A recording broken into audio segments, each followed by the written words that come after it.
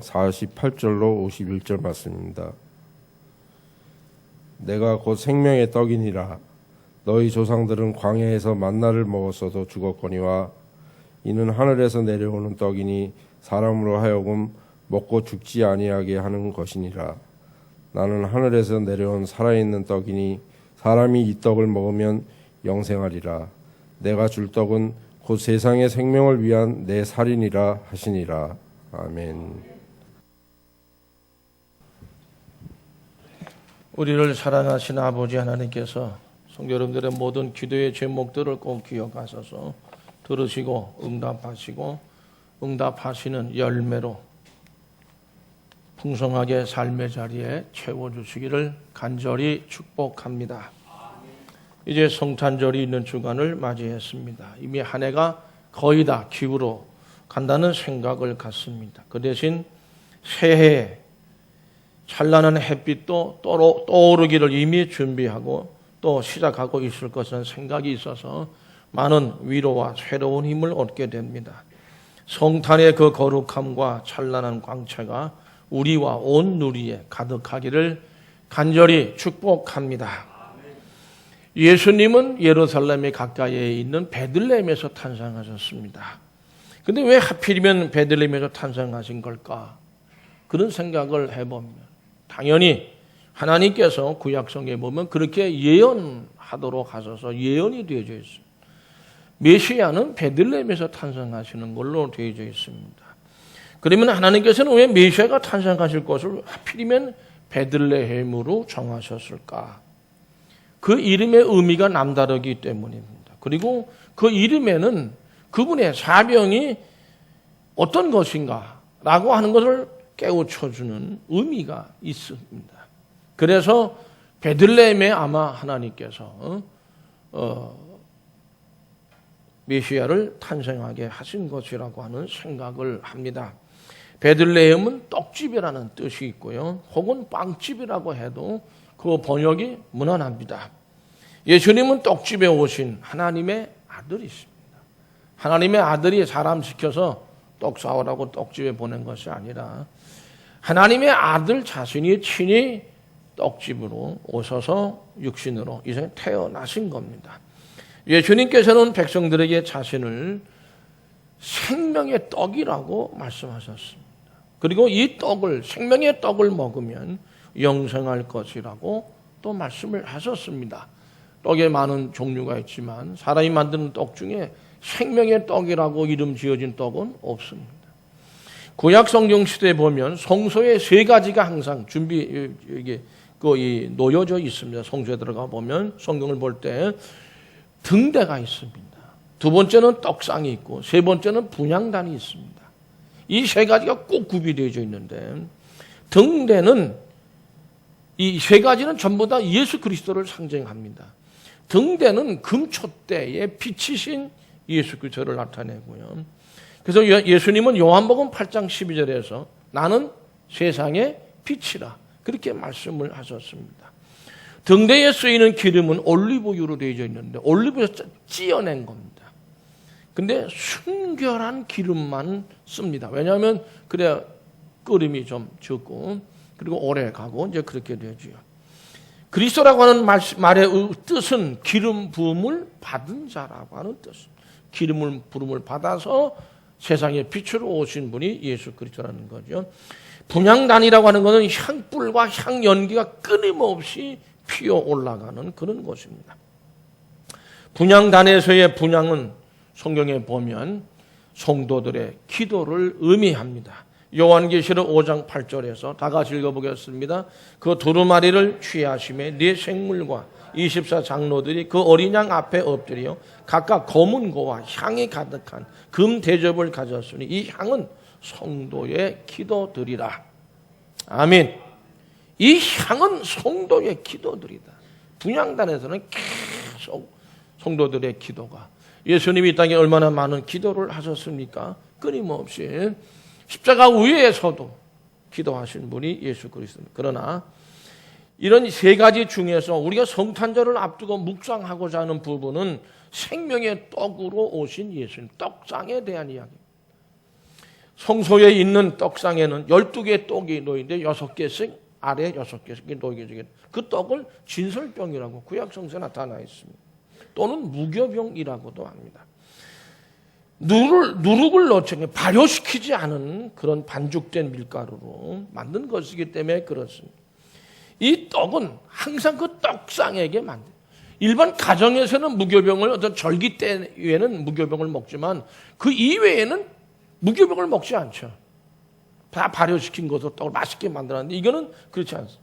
여기 올라가는 떡은 항상 무교병이어야 되고 매주일 한 번씩 안식일마다 꼭 채워지. 이건 제사장이 먹습니다. 일반 성도들은 못 먹게 되어 있습니다. 그리고 이건 비워놔서도 안 되는 것. 이스라엘 백성들이 애굽에서 10번째 죽음의 재앙이죠. 내릴 때 하나님께서 이스라엘 백성들에게 이렇게 명령하셨어요. 출애굽기 12장 5절에서 10절까지를 같이 읽겠습니다. 너희 어린 양은 흠없고 1년 된 수컷으로 하되 양이나 염소 중에서 취하고 이달 열 나흘까지 간직하였다가 해질 때에 이스라엘 회중이 그 양을 잡고 그 띠를 양을 먹을 집 좌우 그 피를 양을 먹을 집 좌우 문설주와 임방에 바르고 그 밤에 그 고기를 불에 구워 무교병과 쓴 나물과 아울러 먹되 날것으로나 물에 삶아서 먹지 말고 머리와 다리와 내장을 다 불에 구워 먹고 아침까지 남겨두지 말며 아침까지 남은 것은 곧 불사르라. 아멘. 성도 여러분, 피를 문설주 임방에 바라라.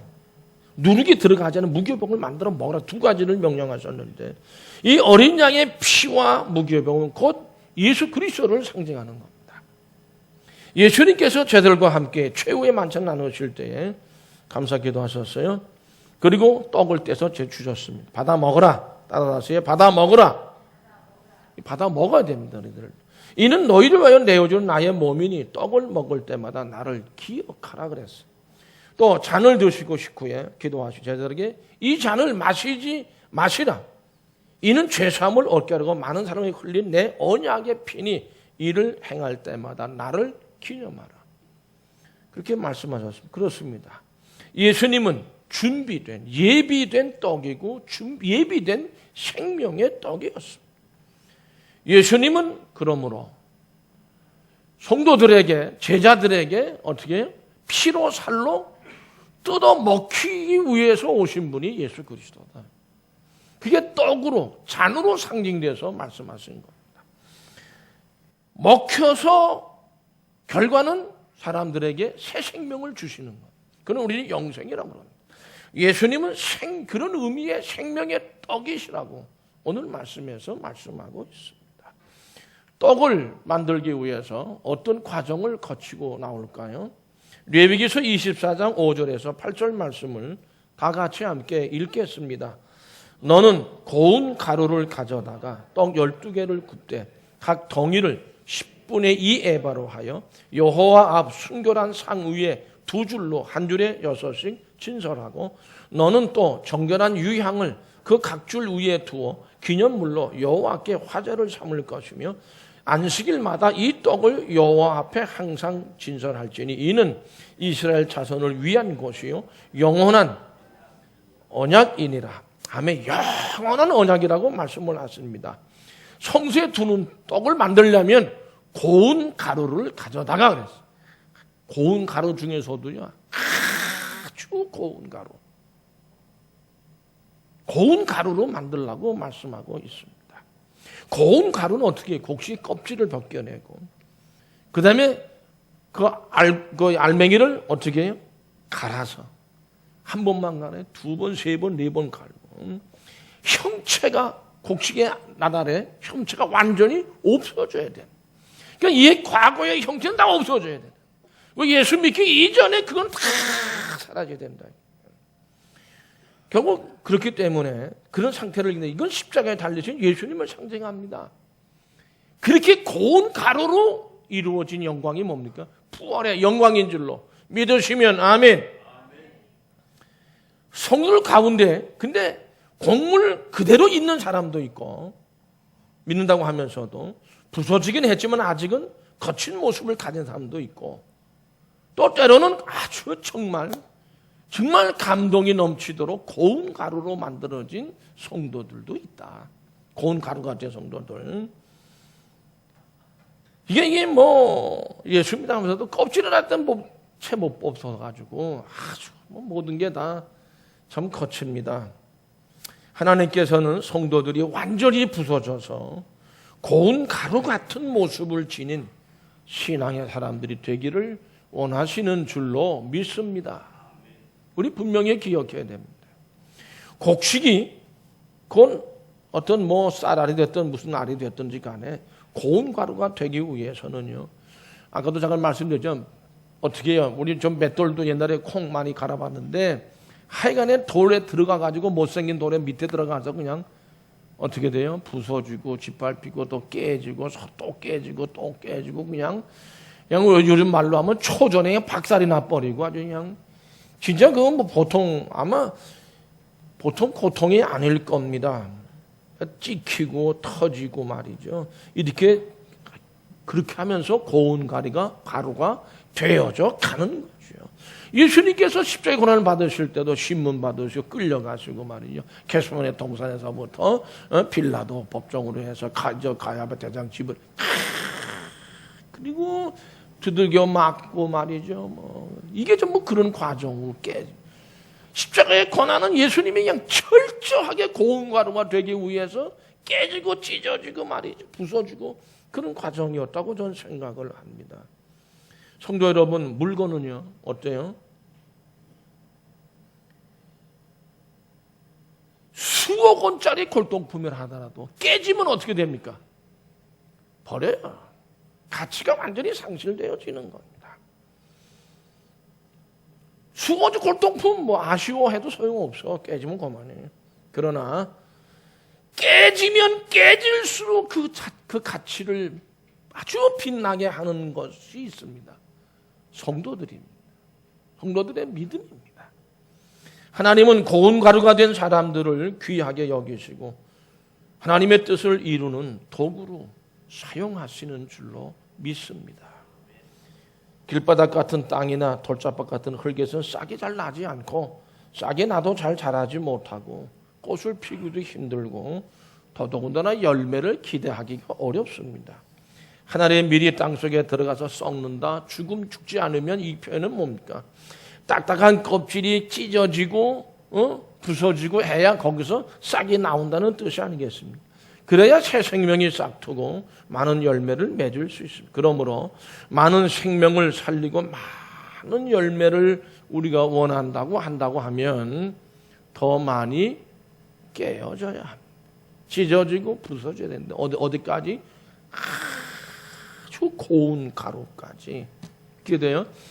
제가 뭐 커피 요즘에는 거의 안 먹지만 커피를 이렇게 가루를 내서 이게 이제 핸드 드립을 해가지고 이렇게 따라 보면은 이게 약간 굵게 가르면요 물이 쭉 빠져버려요. 그냥 뜨거운 물 갖다 부어버려요. 근데 이걸 아주 곱게 갈아 놓으면은 천천히 내려가서 그러니까 처음에 그 굵은 거는 쭉 빠져버리겠는데 이 커피가 향도 그렇고 좀 멀게.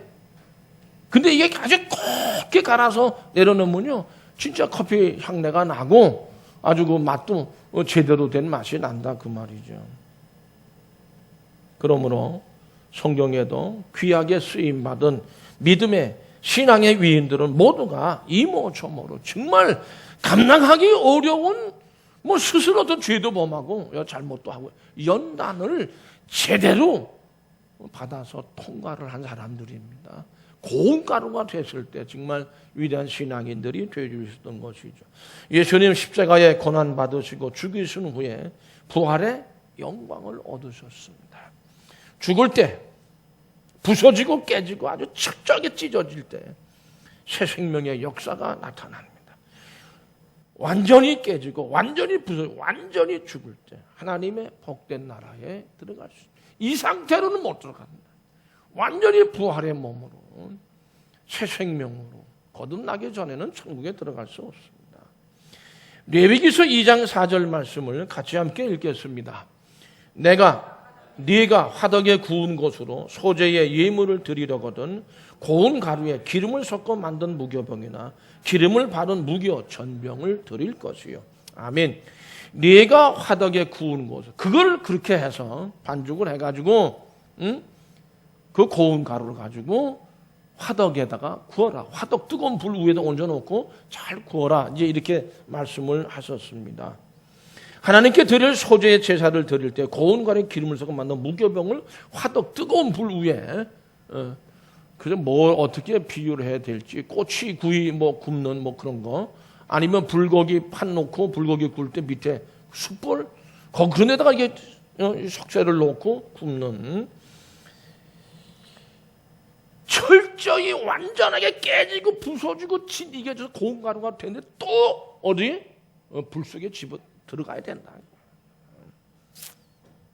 무교병을 화덕에 구워야 됩니다. 화덕에 구워진 떡 예수 그리스도를 상징합니다. 불같은 시험, 불같은 십자가의 고난 받으시고 죽으심을 우리에게 거기서 구워져 나온 새 생명을 우리에게 주시는 떡이 양식이 되려면 부서져 가루가 되는 것이 먼저고 그 의미는 죽어야 되는 뜻이고요. 다시 불 속에 들어가야 됩니다. 두 번째 또 죽어야 된다 그 말. 한 번 죽는 건 안 끝난다. 그래서 하나님은 고운 가루를 불에 구우라고 말씀. 여러분 보세요. 불이 제가 가만히 생각하면 그거예요. 군밤은 칼집을 내고요. 그다음 어떻게 해요? 이런 데다 해가지고 놓고 한시도 이거 눈 잠깐 돌렸다가는 한 군데만 탄다든지 부어져가지고 이게 잘 안 돼요. 이건 계속 흔들어. 그 군밤 구워 파는다 보면은 끊임없이 이제 됐다 할 정도로 골고루 막 흔들어서 섞어가면서 계속. 그래서 제가 그때 한번 지켜보고 야 저것도 보통 일이 아니다. 그런 생각을 했는데요. 성도 여러분 왜 그렇게 합니까? 불 속에 들어가서 다시 한번 더 죽으라는 말씀이고 그렇게 이렇게 뒤집어 가면서 이게 구워내야 정말 떡이 되고 빵이 될 수 있는 거다. 불 속에 들어가면 어떻게 돼요? 익어가는 거죠. 이것도 어떻게 익어요? 잘 익어가야 된다. 잘 익어가야 된다. 우리도 그리스도의 완전을 향해 믿음의 길을 걸어가기 위해서는 불 속에 들어가야 되고 그 불 속에서 잘 익어야 돼요. 어디 한 군데만 저기 하고 뭐 이렇게 되면은 이게 골치 아파. 내가 무릎이 아프다 그래서 어떤 양반이 뭐 뜸을 뜨면 된다고 그래가지고 뜸을 떴는데 나는 너무 익혔어 거기를. 그래서 덧나버렸어요. 수술 받은 데는 금방 낫는 것 같은데 거기는 아직도 문제야. 골치 아파. 성도 여러분 불 속에 익어서 나온 떡을 우리가 생각해 보면 그래요. 여러분 주전자에 물을 담아서 화덕에 올려놓으면 어때? 반드시 끓게 돼 있어요. 안 끓으면 그건 아니야. 이게 안 끓는 게 이상한 거야. 그게 기적이야 그게. 끓는 게 당연한 겁니다. 불 위에 끓지 않은 물은 있을 수가 없습니다. 똑같습니다. 성도의 신앙도 성령의 불 안에서 익어가는 잘 익어가는 줄로 믿으시면 아멘. 그걸 기적이라고 얘기하면 기적 아닙니다. 그거는 당연한 얘기. 성령 안에서 성숙하는 성도의 변화를 기적이라고 얘기하지 않습니다. 야, 참 아름답다. 그렇게 얘기를 하지요. 그건 당연하고 자연스러운 겁니다. 오히려 예수를 믿고서도 성숙한 신앙인으로 익어가지 못하는 것이 기적이에요. 어떻게 그 뜨거움도 못 느껴? 그게 문제. 깨어져서 죽어야 만족이 되고 반죽이 되고 불 속에서 죽어야 구워지듯이 그리스도인은 불같은 시험 속에서 십자가 위에 죽어야 잘 익습니다. 정말 잘 익은 성숙한 신앙이 될 수 있어요. 성도 여러분, 그러니까 불 속에 들어가야 잘 익은 너무너무 잘 익어갈 수 있다. 잘 익어서 나올 때 출애굽기 29장 41절을 다 같이 함께 읽습니다. 한 어린 양은 저녁 때 드리되 아침에 한 것처럼 소제와 전제를 그것과 함께 드려 향기로운 냄새가 되게 하여 여호와께 화제로 삼을지니 그렇게 말씀하셨어요. 향기로운 냄새가 난다. 잘 익어 나올 때 정말 좋은 향기가 아름다운 향기가 나타난다. 덜 익으면 냄새도 안 나고 너무 다 버리면 그 냄새는 고약. 먹지도 잘 못합니다. 예수님께서는 자신의 몸이 십자가 위에 찢어지셔서 죄의 속죄, 희생, 제물이 되셨습니다. 누구든지 그만 먹으면 좌우지간에 어쨌든 영원한 생명을 얻는다. 불 속에 들어갔다 나온 떡은요, 먹음직스러운 향기가 납니다. 일단 빵이라고 해야 더 실감나. 잘 구워진 그런 빵은요, 향기가 기가 막힙니다. 빵집 곁을 지날 때 맡게 되는 빵의 향기 너무도 좋습니다. 우리가 그리스도 안에 있다면 당연히 예수 그리스도를 닮아가야 합니다. 그리스도 내게서는 당연히 예수 그리스도는 잘 익은 믿음의 향기가 나게 되어져 있습니다. 잘 익으면 잘 익지 못한 거예요. 어느 부분만 익어버리고 서리운 것들이죠. 근데 십자가의 고난의 길을 통과하지 않은 그리스도인에게는 어떻게 되죠? 향기가 풍기질 않죠. 잘 익은 신앙인에게서 나는 향기로운 냄새, 이것이 하나님께서 받으실 만한 향기로운 제사인 줄로 믿습니다. 우리는 믿는 자에게나 안 믿는 자에게나 그리스도의 향기입니다. 정말 잘 익은 빵은요, 향기가 진짜 향기롭습니다. 코가 아주 삼삼합니다. 성도 여러분 뿐만 아니죠. 불 속에서 잘 익어서 좋은 향기를 가지고 나오는 빵은요, 정말 맛이 기가 막힌 겁니다. 성도 여러분, 잘 익은 빵은요, 좋은 향이 나는 것뿐만 아니에요. 맛도 좋다요. 그리스도인의 삶은 좋은 향기, 좋은 맛을 지녀야 할 줄로 믿습니다. 그게 복이 있느니라 하시는 말씀의 열매입니다. 맛을 잃어버리면 안 되고 그 좋은 향도 잃어버리면 안 돼요. 맛있는 빵은 사람을 끄는 힘이 있어요. 빵집 곁을 지나다가 보면은 그 빵 구는 냄새, 유혹에 그냥 가게. 야, 이거요 맛이, 이 냄새가 너무너무 좋다. 뭐 안 봐도 맛이 있어 보여, 그 빵은. 어쨌든 먹음직스럽게 말이죠. 진절되는 빵을 보면 그냥 이거 그냥 못 지나간다. 저도 가끔가다 빵 사들고 집에 들어갈 때가 있어요.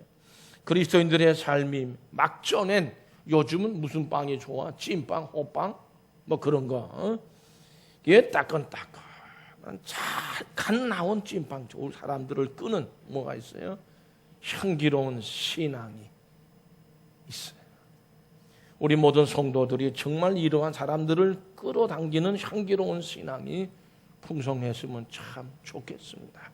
그러므로 성도 여러분, 그 맛있고 잘 익고 향기가 넘치고 참 맛있는 이런 빵, 그런 떡이 되기 위해서는 부서져요.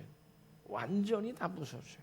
그리고 불 속으로 들어가야 되는데 그런 것을 무서워하고 피하려고 그러고 안 하려고 그러고 그저 편안하게 그저 쉽게 하려고 해서는 정말 맛있는 빵도 향기로운 빵도 잘 익은 빵도 떡도 되어줄 수 없다. 만들어낼 수 없다. 예수 그리스도와 함께 제자의 십자가에서 죽기를 무서워하고 두려워하고 하기 싫어한다고 한다면 때로는 하나님께서 우리를 잘 익은 그리스도인으로 만드시기 위해서 불같은 시련을 주실 수도 있다.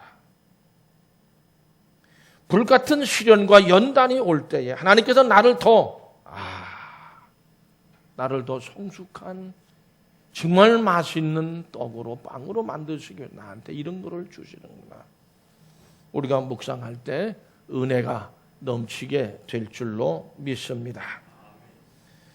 성도 여러분, 사실 이런 고난과 시련과 역경 때문에 망가진 사람들보다는 편안하고 배부르고 등 따시고 근심 걱정 없을 때 망가진 신앙의 사람들이 더 많습니다. 훨씬 더 많습니다. 우리는 정말 하나님의 말씀을 잘 묵상해야 합니다. 성도 여러분, 예수님께서 말씀하시기를 이 떡을 먹는 자마다 그랬어요. 떡이든 빵이든 최고의 사명은 저는 이렇게 생각합니다. 먹히기 위해서 만들어지는 것. 사람들의 뱃속에 들어가는 것이 최종 목적지다 그 말이에요. 맷돌에 갈려서 고운 가루가 되고 불 속에 들어가 잘 익었다면 다음 단계는 먹히는. 안 먹어주면 그것도 골치 아파. 어떻게 돼요? 빵집 가보면 저녁 때 밤 11시 반 넘어가면은 한 개 팔던 거 2개 이렇게 줘. 그 하루 지나면은 어떻게 버려야 돼. 아무리 그래 이게 먹히지 않으면 이게 이 떡과 빵은 먹히는 것이 목적이다. 사명이다 그 말이에요. 눈으로 보기 위해서 냄새로 맡아서 즐기기 위해서 만들어지는 게 아닙니다. 먹기 위해 만드는 빵은 결국 먹혀야 자기 사명을 완수하는 것이고요. 먹혀서 사람들에게 생명을 주고 건강을 주고 행복을 줍니다. 예수님은 십자가에 죽으시기 전에 저들을 불러놓고 유월절 만찬을 하셨습니다. 받으라 이것은 내 몸이니라. 받으라 이건 내 잔이라. 그러시면서 많은 사람에게 흘리는 나의 피, 곧 언약의 피니라 이렇게 말씀하셨습니다. 성만찬은 예수 그리스도의 살과 피를 먹고 마시는 이 상징입니다. 성만찬을 통해서 그리스도가 내 안에, 내가 그리스도 안에 있음을 되새기게 됩니다. 그리고 한 떡을 떼면서 예수 그리스도라고 하는 떡덩어리, 생명의 떡에 그걸 떼면서 모든 그리스도는 주 안에서 하나 된 형제 자매인 것을 되새기게 되는 겁니다. 요한복음 6장 51절을 같이 읽어보실까요? 나는 다 같이 읽어봅니다. 나는 하늘에서 내려온 살아있는 떡이니 사람이 이 떡을 먹으면 영생하리라. 내가 줄 떡은 곧 세상의 생명을 내 살이니라 하시니라. 믿으시면 아멘. 요한복음 6장 53절에서 58절을 다 같이 읽습니다. 예수께서 이르시되 내가 진실로 진실로 너에게 이르노니 인자의 살을 먹지 아니하고 인자의 피를 마시지 아니하면 너희 속에 생명이 없느니라. 내 살을 먹고 내 피를 마시는 자는 영생을 가졌고 마지막 날에 내가 그를 다시 살리리니 내 살은 참된 양식이요 내 피는 참된 음료로다. 내 살을 먹고 내 피를 마시는 자는 내 안에 거하고 나도 그의 안에 거하나니 살아계신 아버지께서 나를 보내심에 내가 아버지로 말미암아 사는 것 같이 나를 먹는 그 사람도 나로 말미암아 살리라. 이것은 하늘에 내려온 떡이니 조상들이 먹고도 죽은 것과 같지 아니하여 이 떡을 먹는 자는 영원히 살리라. 아멘. 성도 여러분, 내 살을 먹지 않고 내 피를 마시지 아니하면 인자의 살, 인의 피를 너희 속에 생명이 없다 그랬어요. 십자가에 깨져서 죽지 아니하면 결국에는 예수 그리스도의 생명이 그곳에 그 속에 없다 그런 말씀 아니겠습니까? 그러나 먹고 마시는 자는 영생을 영원히 살리라 말씀하셨습니다. 그런데 성도 여러분, 사람이 분명히 그런데 그저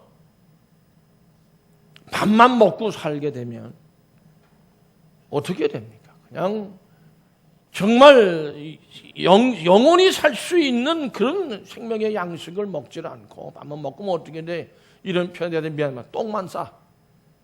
똥만 무대기로 싸. 에? 아무리 비싼 음식은 다 똥. 그거 어떻게 돼? 나중에 다 버려요. 그러나 예수님은 하나님께서 빵집인 베들레헴에서 보내신 하나님의 그렇기 때문에 메시지예요. 편지입니다. 예수님은 생명의 떡이며 생명의 빵입니다. 예수님께서는 사람이 빵이나 떡으로만 살 것이 아니라 그러므로 뭐예요? 하나님의 말씀으로 말미암아 산다. 그렇게 말씀하셨습니다. 썩을 양식 위해 일하지 말고 영생하도록 이런 양식을 위해 일하라고 말씀하셨습니다. 이스라엘 백성들이 출애굽을 한 후에 둘째 달 15일쯤 되었을 때 백성들은 광야에서 모세 아론을 막 돌로 쳐 죽이겠다고 원망했습니다. 이유는 먹을 것 떨어졌죠. 마실 것 떨어졌죠. 다 떨어졌어요. 그러니까 이제 광야 다 굶어 죽는다 이렇게 됐어요. 그래서 불평불만 원망을 했어요. 그때 하나님께서 이스라엘 백성들에게 하늘에서 뭘 주셨어요? 양식을 바람을 불어서 내리게 했어요. 그게 만나라고 하는 겁니다. 예수님께서는 그때 이야기를 오늘 본문에 인용하셨습니다. 너희 조상들은 광야에서 하늘에서 내리는 만나를 먹었어도 죽었다 그래요. 예수님은 하늘에서 내려온 뭐예요? 자신을 생명의 떡으로 말씀을 하셨어요. 같은 하늘에서 내려온 거예요. 그들은 그걸 먹고 광야에서 배불렀습니다. 그러나 그것은 영생을 주는 떡도 양식도 아니었습니다. 먹으면 다시 배고프고 먹으면 또다시 배고프고 매일같이 그거 반복하도록 하나님이 역사하셨습니다. 그런 만나였습니다. 그러나 예수님은 나는 하늘에서 내려온 살아있는 떡이다. 사람이 이 떡을 먹으면 영생. 왜냐하면 한 번 먹으면 다시는 먹을 이유가 없기 때문에. 결국 구원은 생명의 떡이신 예수 그리스도의 살과 피를 먹는 자에게만 있습니다. 예수로 말미암지는 결코 다른 이름을 주시지 않으셨습니다.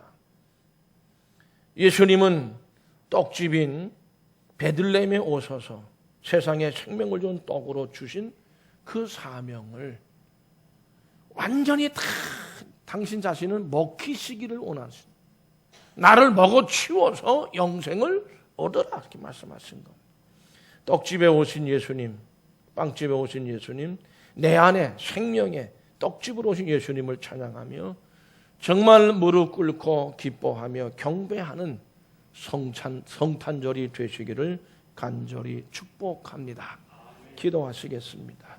우리 아버지 하나님,